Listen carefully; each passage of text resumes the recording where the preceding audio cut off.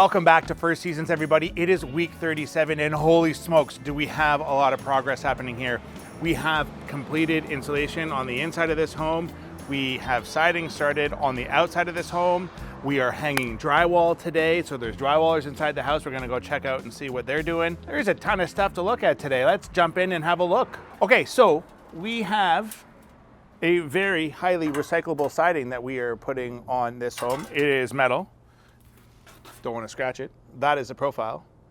So, you know what's special about this siding, Kyle? This will never, ever have to be refinished. This siding will stay looking like this siding for the rest of time, guaranteed. At least that's what I'm told.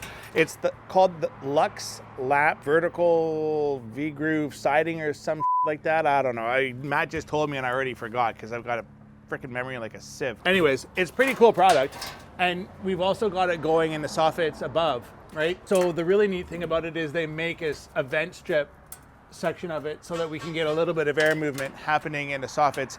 Again, we don't have an unconditioned attic, so we're not looking to move a ton of air through the soffits. It's not really important on this project because we aren't venting the attic.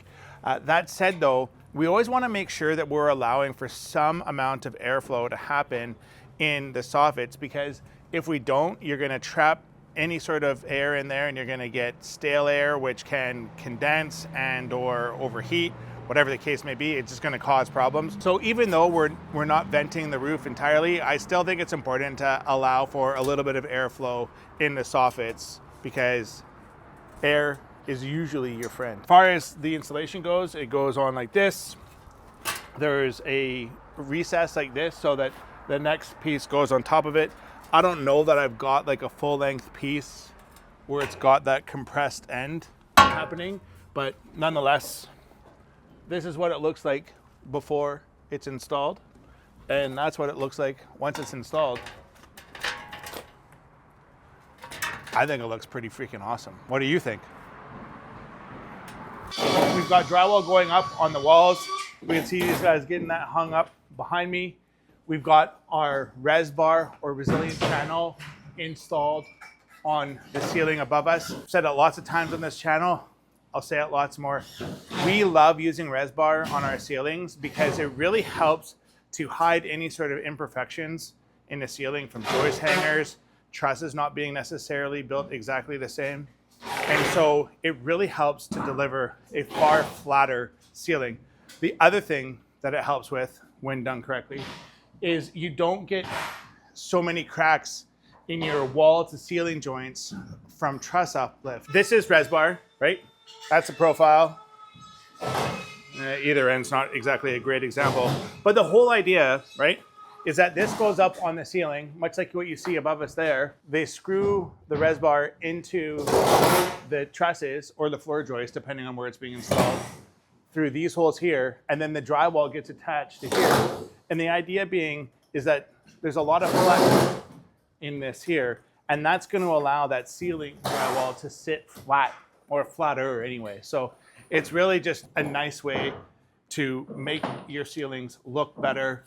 It's going to save you a whole bunch of time and headache, and it's certainly going to make everything look flatter. The incremental cost for using it isn't much, and it's totally worth it every time. So strongly recommend you put Resbar on all your ceilings. It's a great product, saves you a lot of time and headache, and delivers a far superior finished product. Now let's keep looking at some of the details that are going on in here, Kyle. Hallway, no drywall yet. I bet you these guys will be done by end of day tomorrow though, or pretty close to. So we've got all sorts of drywall on the floor. And here we've got one of the teammates or team members, Proper Ceilings and Walls, getting the wall board on in here. So we put DensShield in most, if not all, of our bathrooms. And so that's happening around the shower right now.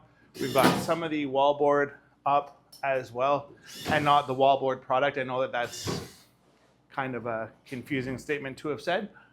My bad. Drywall on the wall. How about that? And nonetheless, that's looking good. I don't want to get in their way. Looking fantastic. And by the next time we are here, I think we can safely expect to see mud on here and this starting to look more and more like a finished inside. Make sure you stay tuned. So one of the interesting things that we came up against on this project, which we've never come up against before, I don't know how I feel about it. Things that we come up against when we're dealing with the cities and whatever else that like I find extremely frustrating. And there's other times where I'm like, well, maybe. But nonetheless, on this particular project, the city demanded that we put a fireproof paint on the spray foam, because their claim is that if any fire should make its way between the pot lights into the attic space, once the attic catches fire, obviously the fire will just make its way throughout the entire house very, very quickly because there's spray foam or something. I don't know. It kind of makes sense, and in the same breath, it kind of doesn't. Okay, so Kyle asked a really interesting question. He said, well, are we being forced to put this fire-resistant paint up there because spray foam is more flammable than wood? Well, I didn't actually know the answer to that question, so I asked Gemini, Google's AI, in case you're wondering. And so the takeaway for today is spray foam actually has a higher ignition point than wood. Wood typically ignites around 500 Fahrenheit. Spray foam typically ignites around 700 to 800 Fahrenheit. Flame spread index, the speed at which the fire moves. The industry uses ASTM E84 tests to measure how fast a flame travels across a material.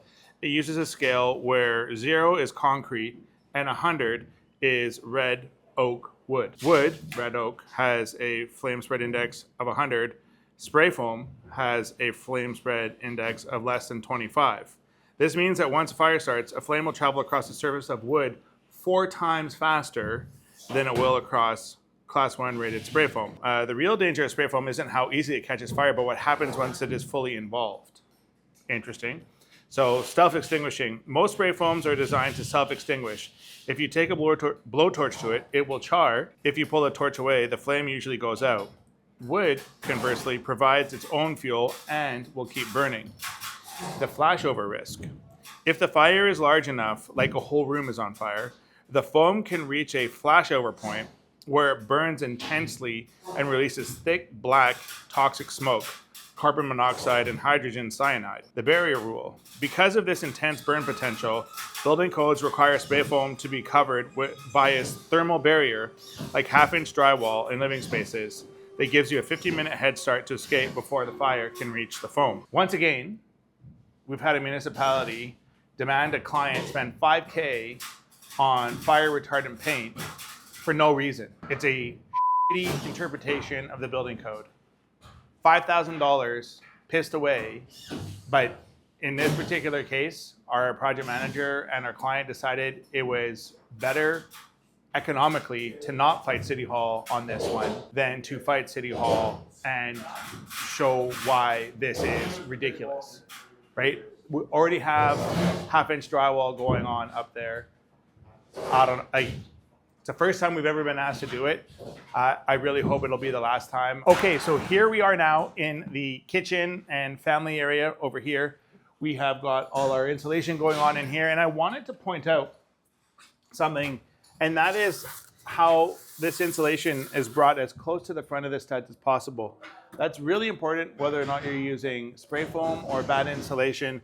We want to leave as few areas of air behind the drywall, because if it gets cold enough, which I don't think it'll ever get cold enough here in Vancouver with 3.5 inches of insulation or even 3 inches of foam insulation, but it is possible and plausible that you can get condensation forming on the backside of the drywall where you have any sort of air pockets behind it. So we want to see that get brought flush to the front. You can see here somebody had to run an alarm wire or something like that here. So that'll obviously have to get touched up and fixed up before we put any drywall on here. So that is on the list of things to fix. All right, so here we are in the basement. This is the kind of like play area, gym sort of area going on over here. We've got all our drywall in. I even got paid a compliment by our fearless project manager, Matt. He said, hey, design call of the year by vaulting the ceiling in here. If I'm being totally truthful, how this is done is not exactly what I had in my mind, but to be honest with you, it's probably better. Nonetheless, it's really cool to be in a basement and to have this sort of vaulted effect in here. It really makes the basement feel like it's an upper floor. Like they've got two main floors of the home in this residence, which is obviously extremely unusual, but also really cool. Boards all up, looking good. Of course, there's Resbar behind this ceiling drywall up here because that is just standard practice. We've also filled this, well, not filled, but we've added insulation to the ceiling above for sound damping. I mean, it's pretty much impossible unless you spend so much money to make anything soundproof. SonoPan is the product that you can use to make your product, your world soundproof if you want. But again, the devil's in the details, and it's not cheap and it's not easy to create, but you can do it. SonoPan if you're looking for soundproof. We don't have soundproof here, but we do have sound dampened quite well. And so certainly like you can hear footfall from upstairs, but other than that, like you really can't hear the radio going on upstairs. You can't hear them talking upstairs. You can kind of sort of hear their tools going right now, but that's because there's an open doorway at the bottom of the stairs. So really like once this is all done, it will be very quiet down here as well. Let's keep moving, Kyle. We're in one of the bedrooms down here. I mean, what a great space. I don't actually think this is going to be a bedroom. I think they have like his and her craft rooms, and they do different things. It's not really crafts. It's called their hobby rooms. Go with that. It's a better way to put it. Nonetheless, looking really good in here. Everything clean. Again, we've got our friends from Proper Ceilings and Walls here, crushing out yet another project for us. We love working with James and his team. If you're looking for a drywall contractor, Proper Ceilings and Walls, very professional, very good. So here we are in one of the bathrooms, and I'm noticing that this isn't insulated. I am thinking that that isn't insulated because on the other side of this is the landing on the bottom of the stairs there. So this actually has warm space on the other side of it as well. It's kind of a weird detail. I'm not quite sure how it got built or why it got built that way originally, but nonetheless, that's why this isn't insulated, in case all of you YouTube sleuths out there are like, why no insulation? Well, because it's warm on the other side, bro. How about that? Huh? Good for you. Nonetheless, we have insulation in all of our bathroom walls. That is a standard of Sprucehill. We insulate all of our bathroom walls, all of our bedroom walls. Nobody wants to hear what's going on in the bathroom. And if you're in your bedroom, you don't want to have to hear people wandering around outside. Now, for again, you YouTube sleuths out there, you're like, Eric, that's just bad insulation. It's not Roxel Safe and Sound. I did a deep dive on this, and I invite you to do the same thing. Talk to any AI you want to. Start doing your wall assembly calculations. Tell it the different types of insulation and the different types of wall assemblies. And you do your own research and let me know what you find. I can tell you I found that there is almost no difference between using Batt insulation and Roxel Safe and Sound. I was totally blown away and totally surprised that that was the case. But that is what I found out. Doesn't matter, you just want to fill up the void. That's really what matters. Now you know. Okay, so we're gonna do our best not to catch the guys that are on lunch because Team Sprucehill is eating lunch right now. So they're behind Kyle. We'll leave them behind Kyle for the moment. What I wanted to show you is we're in the garage right now. We've got our spray foam on the exterior wall over here, Kyle. And then over here, we've got Batt insulation between the downstairs gym area, rec room area, and the garage. So boom, done, good to go, looking great. I mean, this is another huge garage, and I mean, insane ceiling height in here. It's a very unusual amount of ceiling height we were afforded on this project and in this property. It's super cool. I mean, I suppose we could have come up with a plan to make it 3 floors, but like, does it feel like it needs another floor to you? Because it sure doesn't feel like that way to me. Like everything kind of got its own place and it all makes sense. So looking really great in here. That's a wrap on today, everybody. Listen, if you enjoy our content, we sure would appreciate it if you would like the video and subscribe to the channel. In the meantime, if you have a home that you've been dreaming about renovating, we would love to be your partners in success. You can reach us on the phone here, Or if you want to book a call or check us out on the web, you can find us here. In the meantime, thanks again for watching. Stay awesome. Catch you on the next one. Bye now.